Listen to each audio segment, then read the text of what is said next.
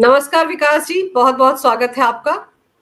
नमस्कार अंजू जी, आपको और आपके दर्शकों को मेरा नमस्कार। सर, भारत सरकार ने ऑपरेशन सिंदूर के बाद जिस तरह से 7 डेलीगेशंस को विदेश भेजा है, अलग अलग देशों में जाकर वो भारत का रुख समझा रहे हैं, क्यों जरूरत पड़ी ऑपरेशन सिंदूर की, सब कुछ बता रहे हैं। इस तरह के डेलीगेशंस को वहां भेजना, इस पर भी सवाल उठाए जा रहे हैं कि जरूरत क्या है। भारत क्यों दुनिया को बता रहा है कि हमने ये किया, क्यों जवाबदेही है भारत की दुनिया के प्रति। इस पूरी कवायद को आप कैसे समझते हैं? क्या भारत को डेलीगेशन भेजने चाहिए थे या नहीं भेजने चाहिए थे? अंजू जी, जिन लोगों को राजनीति का ज्यादा अनुभव नहीं है, जिन्होंने पुराने समय की राजनीति की जिनको जानकारी नहीं है, वही लोग इस प्रकार की बात कर सकते हैं। नहीं तो 1971 में भी जब बांग्लादेश को फ्री कराने के लिए भारत और पाकिस्तान का युद्ध हुआ, तब भी इस प्रकार के डेलीगेशंस गए। इंदिरा जी ने अपनी बात समझाने के लिए विभिन्न देशों में इसी प्रकार के डेलीगेशंस भेजे थे।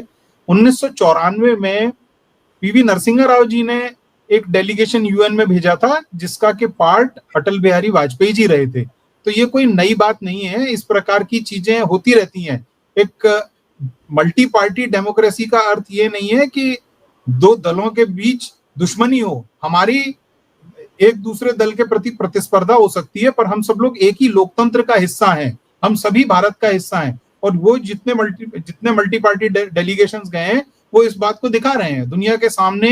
एक भारत का दृश्य जो है, वो छवि जो है, वो प्रस्तुत कर रहे हैं। तो ये कोई अजूबी बात नहीं है, ऐसा हमेशा से होता आया है, और भारत में ही नहीं, ये दुनिया भर में इस प्रकार से होता आया है।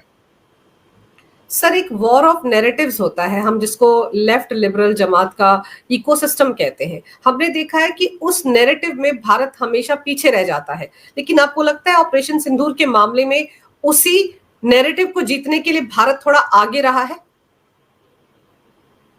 देखिए, अब ये एक प्रयास हुआ है, एक बड़ा सार्थक प्रयास हुआ है और सरकार की तरफ से ये जो डेलीगेशंस वगैरह भेजे हैं। हमारी जो डीजीएमओ की जो प्रेस कॉन्फ्रेंस थी, वो एक बड़ी अच्छी प्रेस कॉन्फ्रेंस थी, और वो तथ्यात्मक, उसमें कोई रेटरिक नहीं था। जो तथ्य थे, वीडियो के माध्यम से, सैटेलाइट इमेजरी के माध्यम से उसको उन्होंने दिखाकर बताया। उसके अंदर कोई भड़के मारने वाली बात नहीं थी, कोई ज्यादा रेटरिक नहीं था, बिल्कुल on the spot, on the line जो बातें कही जानी चाहिए वो बातें वहां पर कही गई थी। परंतु मेरा मानना है कि नैरेटिव वॉर में भारत आज नहीं, बहुत पहले से ही थोड़ा पिछड़ता है, और वो शायद मुझे लगता है कि एक भारतीय मिजाज भी है, क्योंकि हम लोग करने में ज्यादा विश्वास रखते हैं, हम लोग बोलने में ज्यादा विश्वास नहीं रखते हैं। तो उस लिहाज से शायद, क्योंकि दुनिया आजकल इतनी जो है कट थ्रोट हो चुकी है कि आपको अपनी नैरेटिव बिल्डिंग पर जोर देना पड़ेगा। एक छोटे छोटे से देश हैं, जैसे कतर हो गया, वहां पर उनका एक अपना बहुत बड़ा चैनल बन चुका है, अल जजीरा। फ्रेंच मीडिया चैनल्स हैं, रशिया तक के पास रशिया टुडे जैसी पावर है, चीन के पास तो कई माध्यम है ही। भारत में उस प्रकार का कोई माध्यम कहीं पर भी दिखाई नहीं देता। मुझे लगता है कि नैरेटिव शेपिंग में भारत कहीं ना कहीं पिछड़ता है, और हमने उसको एक प्राथमिकता के तौर पर भी कभी नहीं लिया है। तो ये एक डेलीगेशन गया है, वो एक राजनीतिक प्रयास है। इसके अलावा मुझे पूरा विश्वास है कि राजनयिक प्रयास, जो डिप्लोमेट प्रयास होते हैं, वो भी हो रहे होंगे। परंतु मीडिया के स्तर पर भी नैरेटिव शेपिंग के प्रयास होने चाहिए, ऐसा मुझे लगता है। और परंतु एकदम तो नहीं। आप एक चीज देखिएगा, मैंने मीडिया हाउसेस की रिपोर्टिंग देखी इस भारत पाक युद्ध के दौरान, तो एक बड़ी इंटरेस्टिंग चीज आई। जैसे राइटर्स को ले लीजिए आप, वॉल स्ट्रीट जर्नल को ले लीजिए, न्यूयॉर्क टाइम्स को ले लीजिए, निक्केई एशिया को ले लीजिए, ब्लूमबर्ग यूके को ले लीजिए। इनके अंदर जो इंडिया पाक कॉन्फ्लिक्ट की जो रिपोर्टिंग हो रही थी, वो केवल और केवल पाकिस्तानी रिपोर्टर कर रहे थे। उसमें कोई भी भारतीय रिपोर्टर नहीं था जो इस रिपोर्टिंग को कर रहा हो। तो जाहिर है कि एक तरफा प्रोपोगंडा उसमें जो है आगे बढ़ाया गया होगा। ये चीजें, मतलब ये हमारी एक कमी है कि हम ऐसे मीडिया ग्रुप्स तक पहुंच नहीं पाए। ये सरकारों के काम भी नहीं होते, दरअसल ये भारतीयों का काम है। आप जैसे लोग हैं, बाकी जैसे जो लोग हैं, जो मीडिया के अंदर बैठे हुए हैं, उनको आगे बढ़कर ऐसे प्रयास करने चाहिए। परंतु उससे भी ज्यादा बढ़कर मुझे ऐसा लगता है कि शायद किन्हीं कारणों से भारत के प्रति वो संवेदना, वो सहानुभूति कभी ना बन पाए जो अन्य देशों के प्रति बनती है। उसके कई कारण हैं। उसका एक कारण तो ये है कि हम सांस्कृतिक रूप से बड़े भिन्न हैं। मतलब दुनिया भर के अंदर हम शायद एक ही देश हैं जो मोनोथिस्टिक नहीं है, तो उस कारण भी हम लोगों को बड़ी अलग तरीके से पूरी दुनिया देखती है। और उभरती अर्थव्यवस्था, उभरती शक्ति के होने के कारण भी आपसे बहुत सारे देश, खास करके आंग्ल वृत्त के देश जो इसको एंग्लोस्फेयर बोलते हैं, वो भी कहीं ना कहीं से आपसे एक थोड़ा सा रश्क रखता है, वो आपसे एक जेलसी करता है कि कल तक जो हमारा ज्वेल इन द क्राउन था वो आज इतना बड़ा बन रहा है। तो वो उनके लिए एक दिक्कत वाली बात होती है। तो भारत को इन सब समस्याओं का सामना करना पड़ेगा, बावजूद उसके हमको अपनी नैरेटिव शेपिंग और नैरेटिव फॉर्मिंग इसका प्रयास करना पड़ेगा। कोई भी देश जो है वो बड़ा देश तब तक नहीं बनता जब तक कि वो अपना कथानक खुद ना कहना शुरू कर दे, अपना कथानक खुद ना लिखना शुरू कर दे। तो एक बहुत बड़ा बीड़ा है। हम लोगों ने अर्थव्यवस्था के रूप में, सैन्य शक्ति के रूप में, और मोदी जी के आने के बाद निश्चित रूप से डिप्लोमेटिक फ्रंट पे भी बहुत कारगर कदम उठाए हैं और भारत का इकबाल बढ़ रहा है दुनिया भर के अंदर। परंतु जो नैरेटिव शेपिंग है, नैरेटिव बिल्डिंग है, उसमें मेरा मानना है कि हम लोग अब भी पिछड़े। यही एक कारण है ना कि वो डीजीएमओ प्रेस कॉन्फ्रेंस के पहले ही एक इतना बड़ा कथानक चला दिया गया कि भाई ये समझौता या ये कहें जो भारत ने युद्ध विराम, संघर्ष विराम घोषित किया, वो अमेरिका के कहने पे या चीन के कहने पे किया। तथ्यात्मक रूप से वो बात बाद में गलत के सारे पर्याप्त साक्ष्य हैं, और डीजीएमओ की जो आपस में बातें होती हैं वो कोई ऐसी लुकी छिपी बात नहीं होती, उनकी प्रॉपर रिकॉर्डिंग होती है। तो वो सब कुछ तथ्य पटल पर है। परंतु क्योंकि हमारे यहाँ थोड़ी सी संवादहीनता रहती है और संवाद में देरी भी रहती है, तो उस कारण हम लोग, मुझे लगता है, खामियाजा इसका अक्सर उठाना। लेकिन सर, जो आप कह रहे हैं ना कि डीजीएमओ स्तर पर भारत और पाकिस्तान के बीच में जो युद्ध विराम हुआ या सीज फायर हुआ, उसका क्रेडिट डोनाल्ड ट्रंप ने लेने की भरपूर कोशिश की। भारत की स्टेटमेंट आने से पहले उन्होंने एक ट्वीट कर दिया, लेकिन उसकी पोल पट्टी खोल दी ना। हमारे विदेश मंत्री अमेरिका गए, वहीं बैठकर उन्होंने एक इंटरव्यू दिया और साफ कहा कि बहुत सारे देशों ने हमको कॉल किया था, इंक्लूडिंग अमेरिका, और हमने कह दिया था कि भाई अगर ऐसा चाहता है पाकिस्तान तो हमें कॉल करे ना, उनका डीजीएमओ हमें कॉल करे, हमारे डीजीएमओ को कॉल करे। जब उसने कॉल किया तो हमने डिसीजन ले लिया। तो झूठ जो था, जो फेक नैरेटिव डोनाल्ड ट्रंप या उनकी टीम फैलाने की कोशिश कर रही थी, उसकी पोल पट्टी तो हमने खोली ना। नहीं, वो बात आपकी बिल्कुल सही है, लेकिन वो प्रयास जो है ना, फिर भी एक राजनीतिक ही प्रयास हुआ। मेरा कहने का अर्थ ये था कि जैसे सीएनएन की रिपोर्ट चली बीच में या वॉल स्ट्रीट जर्नल की रिपोर्ट चली, उस प्रकार से यदि भारत का एक कोई क्रेडिबल एक मीडिया प्लेटफॉर्म, वैश्विक मीडिया प्लेटफॉर्म होता, तो वो इन बातों को वहीं की वहीं खंडन भी नहीं करता, वो उसके पहले ही शायद पूरी रिपोर्टिंग कर देता और दुनिया को पता चलता कि वास्तव में ये हुआ क्या। तो इसलिए मेरा मानना है कि भारत को कम से कम मीडिया फ्रंट पे, ऐसे तो हमें और भी बहुत सारे मंच चाहिए, परंतु मीडिया स्तर पर तो हमें एक वैश्विक मंच निश्चित रूप से बहुत बड़ा चाहिए, और उसकी क्रेडिबिलिटी होनी चाहिए, उसकी विश्वसनीयता होनी चाहिए। वो मतलब बहुत ज्यादा हल्ला करने वाला या चीखने चिल्लाने वाला नहीं, उस पर लोग विश्वास करें, वो तथ्यात्मक बात करें, ऐसा एक ऑल्टरनेटिव होने की आवश्यकता है। और भी क्षेत्रों में हमें इसकी आवश्यकता है, पर मीडिया में तो एकदम तुरंत इसकी आवश्यकता है। सर, आप देखिए ना कि चाइना ने पैसे देकर वेस्टर्न मीडिया में, एक अखबार में तुरंत एक आर्टिकल छपवा दिया था कि देखिए जो J-17 उनके जहाज है, उन्होंने भारत के राफेल को मार गिराया। ये नैरेटिव भी चाइना ने शुरू कर दिया था। बाद में हालांकि उसको विड्रॉ किया गया, क्योंकि पूरी पोल पट्टी खुलकर सामने आ गई। हमने जो किया था वो अब दुनिया को दिख रहा है। तो आपको लगता है कि कुछ इस तरह की कोशिश हमारी तरफ से भी होनी चाहिए? एक नैरेटिव को ध्वस्त करने के लिए कोई ना कोई इकोसिस्टम यहाँ पर खड़ा होना चाहिए। निश्चित ही, वही मैं कह रहा हूं। और देखिए, वो मेरे को लगता है कभी भी भारतीय मिजाज में वो संभव नहीं हो पाएगा कि इतनी कुटिलता और इतनी चालाकी और इतना झूठ हम लोग बोल पाए, जिस प्रकार से चीन कर लेता है या पाकिस्तान कर लेता है। तो हमको तो तथ्यात्मक एक मीडिया आउटलेट चाहिए जो जस का तस चीजों को रिपोर्ट करे और बाकी झूठ बोलने की गुंजाइश को ही खत्म कर दे। तो इसकी आवश्यकता। बाकी तो आपको दूसरे ऐसे थिंक टैंक्स भी होने चाहिए जिनकी की पूछ दुनिया भर में हो। इस प्रकार के आपके संगठन होने चाहिए, जैसे बाहर नहीं कोई रैंकिंग्स देते हैं कि डेमोक्रेसी पर क्या रैंकिंग है, फ्रीडम पर, फ्रीडम ऑफ रिलीजन पर क्या, फ्रीडम ऑफ स्पीच पर क्या क्या रैंकिंग है। तो हमको भी दुनिया की समीक्षा करनी चाहिए। तो हुआ क्या है कि देखिए, हमारे ऊपर उपनिवेशवाद जो गुलामी है, मानसिक गुलामी, बहुत समय तक हावी रही, और वो जनमानस में ही नहीं है, मुझे लगता है वो भारत के प्रबुद्ध वर्ग में भी रही। इस कारण हम लोग आज भी, आज तो थोड़ा कम हुआ है, लेकिन आज से 10-20 साल पहले देखिए तो स्थिति क्या थी कि जी बीबीसी ने बोला है तो सच होगा, न्यूयॉर्क टाइम्स ने बोला है तो सच होगा। मतलब हमारे मानस पर इस प्रकार से ये परतंत्रता हावी थी कि जब तक मीडिया, विदेशी मीडिया ना बोले, हम चीजों को सच्ची नहीं मानते थे। उस मानसिकता से भी निकलने की आवश्यकता है।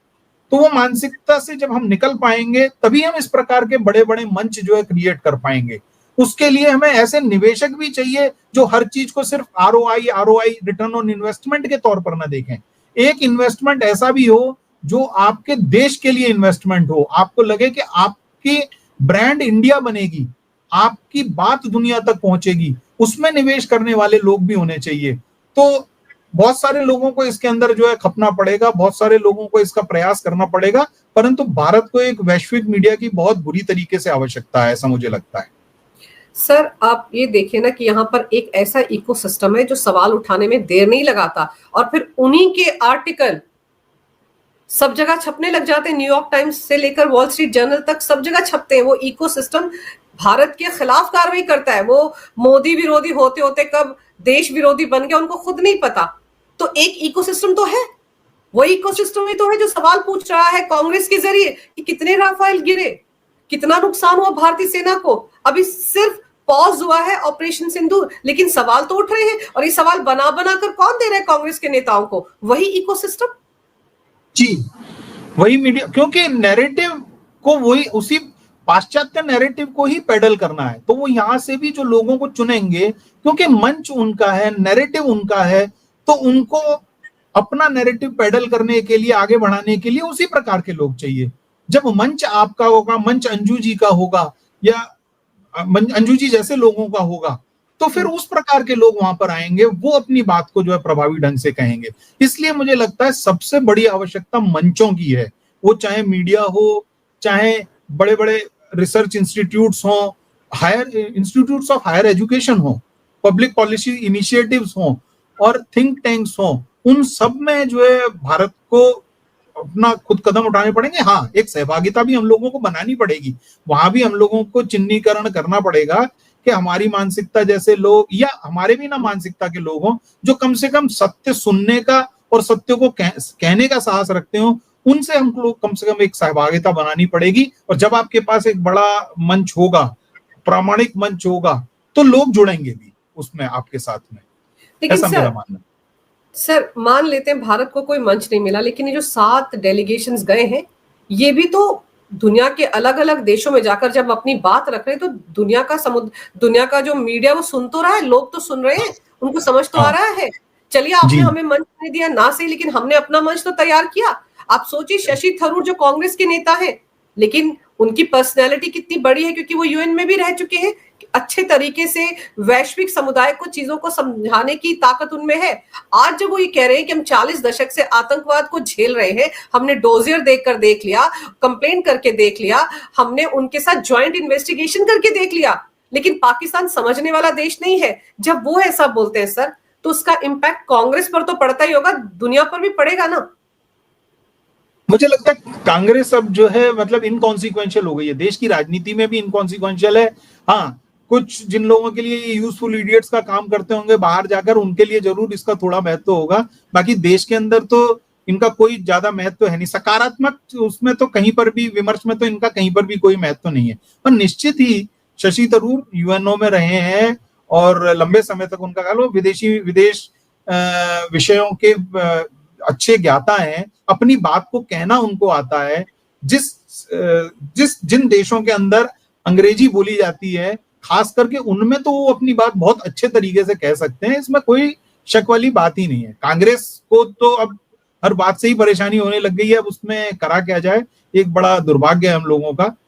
तो मतलब इस बारे में तो फिर ऐसी गंभीर चर्चाओं में मुझे लगता है कि कोई ज्यादा चर्चा भी नहीं होनी चाहिए। कांग्रेस ने पूरी इस डिबेट के अंदर ही आप देखिए जो है फिर दोबारा से वही उसी प्रकार के राग अलापे हैं जो कि पाकिस्तान के टॉकिंग पॉइंट्स बने हैं। पाकिस्तान के मीडिया में इन लोगों के स्टेटमेंट्स, इनकी क्लिप्स जो है भरी पड़ी हुई हैं। कांग्रेस को खुद को पता नहीं है कि वो क्या कर रही है। सर, कांग्रेस के सलमान खुर्शीद भी गए हैं इस डेलीगेशन के साथ, और उनकी बातें भी आप सुनेंगे तो आपको फक्र होगा कि उनके लिए भी राष्ट्र सर्वोपरि है इस वक्त। ये ऐसा पल है जहां पर आपको अपनी अपनी राजनीति को भुलाना पड़ेगा। सर, इजराइल को देख लीजिए, क्या वहां का विपक्ष नेतन्याहू पर सवाल उठाता है कि तुमने ऐसा क्यों कर दिया गाजा पर या फिलिस्तीन के खिलाफ? कोई कुछ नहीं कहता। लेकिन भारत ही ऐसा देश क्यों है कि जहां पर सरकार कोई भी कदम उठाती है, आर्मी कोई कार्रवाई करती है, उस पर हमेशा सवाल ही उठाए जाते हैं। किसके कहने पर उठाए जाते हैं और क्यों उठाए जाते हैं, समझ ही नहीं आता। ये अंजू जी ने बहुत अच्छी बात कही है आपने, परंतु फर्क क्या है ना, एक ओल्ड गार्ड था कांग्रेस का, जो कांग्रेस को कांग्रेस पार्टी मानकर चलता था। चाहे सलमान खुर्शीद हो गए, चाहे गुलाम नबी आजाद हो गए, चाहे शशि थरूर हो गए, चाहे मनीष तिवारी हो गए, तो ये लोग इस देश को देश समझते थे। अब एक नए प्रकार की कांग्रेस आ रही है जो वो जेएनयू टाइप की लॉबी, उसको राहुल गांधी जी को चलाना चाह रही है, उसको कुछ भी चीज हजम नहीं होती है।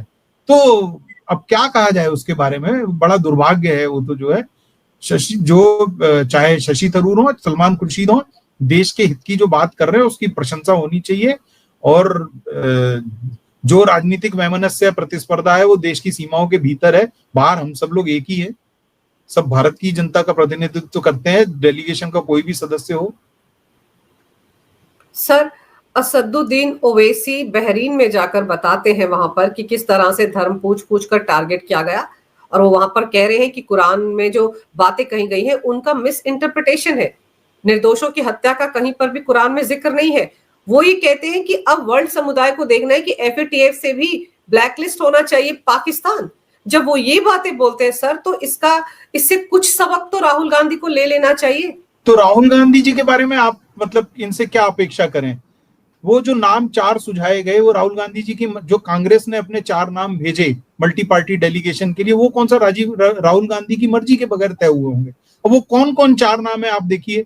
उसके अंदर एक राजा बरार हैं जो कमलनाथ की बड़ी तारीफ करते हैं, जिस कमलनाथ ने सिख विरोधी दंगे कराए।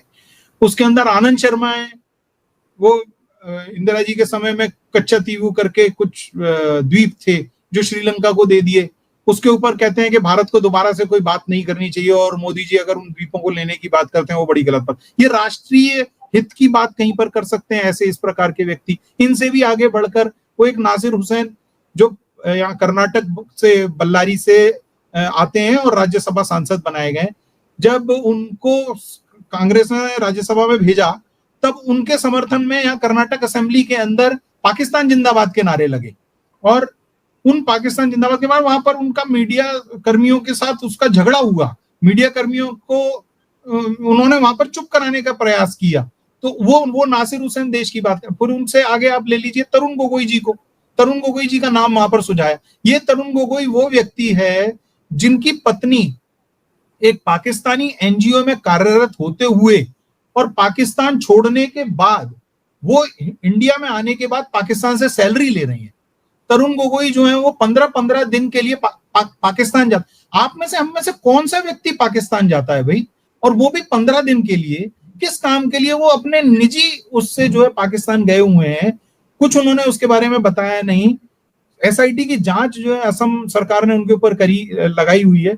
इनमें से कौन सा व्यक्ति आपको लगता है कि जो भारत के हित की बात कर सकता था, या वो यहाँ पर पाकिस्तान की बात आगे बढ़ाने के लिए वहां पर भेजे जा रहे थे? तो राहुल गांधी जी से हम लोग किस प्रकार की अपेक्षा करें? जो सर, आनंद शर्मा तो उस तस्वीर में भी नजर आते हैं 2008 में जो राहुल गांधी ने कम्युनिस्ट पार्टी ऑफ चाइना के साथ एक एमओयू साइन किया था, वहां पर भी तो पीछे खड़े नजर आते हैं आनंद शर्मा। वहां पर भी है आनंद शर्मा। तो ये इन लोगों से आप अपेक्षा करेंगे कि ये देश हित की बात करेंगे? मतलब ये नाम ही सुझाए गए। आप कांग्रेस ने क्यों नहीं शशि थरूर का नाम सुझाया उस दल के लिए? भाई देश के लिए, कांग्रेस के लिए तो छोड़िए, देश के लिए शशि थरूर कितना महत्वपूर्ण नाम है ऐसी चर्चा परिचर्चा के लिए। उनका नाम न छोड़कर तरुण गोगोई का नाम वहां पर बेच रहे हैं। वो तरुण गोगोई जिनके ऊपर एक सरकार, आपकी राज्य सरकार ही सही, वो जांच बिठाकर बैठी हुई है कि ये व्यक्ति पाकिस्तान क्या करने जाता है, 15-15 दिन वहां पर बैठकर क्या करता है। लेकिन सर, मुझे भी लगता है कि ये जो 4 नाम सुझाए गए थे, हालाँकि बाद में साफ किया केंद्र सरकार ने कि हमने कोई नाम ही नहीं माँगे थे। हमने तो सिर्फ इनको बताया था कि हम ऐसे ऑल पार्टी डेलीगेशन भेज रहे हैं, लेकिन फिर भी नाम भेजे गए। सर, इन नामों को भेजने के पीछे आपको क्या लगता है? कांग्रेस की क्या मंशा थी? राहुल गांधी की क्या मंशा थी? कि ये भी राहुल गांधी जिस तरह से विदेश जाकर देश को बदनाम करते हैं कि डेमोक्रेसी नहीं है, आप आइए हमारे देश में दखल क्यों नहीं देते? क्या ये चारों भी वहां जाकर यही रायता फैलाने की मंशा रखते थे? बिल्कुल लगता ऐसा ही है कि ये कांग्रेस पार्टी स्वयं से तो संचालित ही नहीं है। इसको या तो कोई उत्तरी बॉर्डर से या पश्चिमी बॉर्डर से कहीं से चला रहा है, अन्यथा इस प्रकार के लोग दलों में भेजना तो दूर, इनको संसद में भेजना जो है मुश्किल हो जाना चाहिए। कोई भी देश, कोई भी पार्टी जो अपनी छवि के प्रति थोड़ी भी संजीदा है, वो ऐसे लोगों का अपने मेंबर ऑफ पार्लियामेंट टिकट्स के लिए भी या राज्यसभा टिकट्स के लिए भी चयन नहीं करेगी, उनको बिल्कुल लेकर ही नहीं चलेगी। उनके नाम आप जो है इस प्रकार के इतने संवेदनशील डेलीगेशन के लिए जो है भेजना चाह रहे हैं। सर, शशि थरूर का भविष्य आपको कांग्रेस में कैसा लगता है अब? अब तो कोई भविष्य नहीं है उनका, कोई कांग्रेस के अंदर।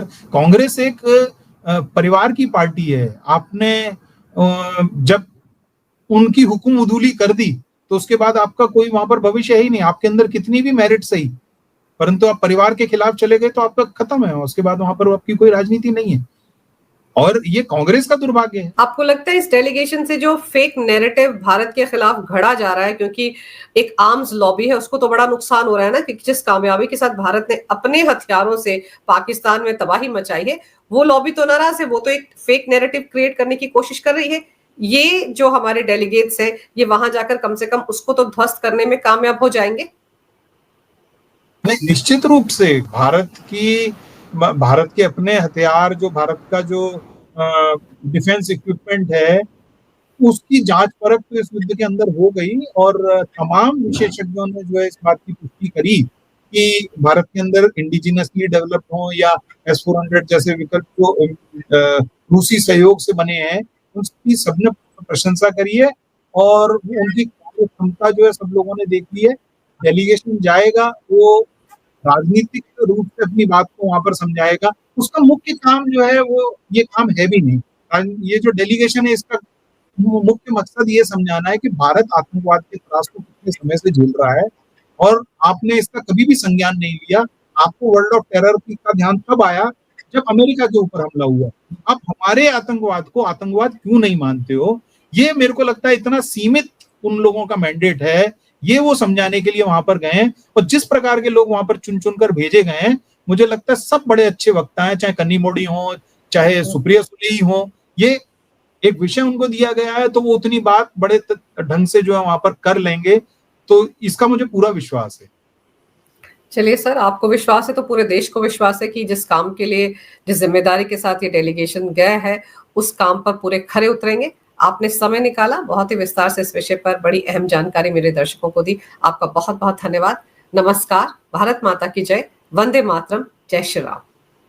भारत माता की जय। वंदे मातरम। जय श्री राम।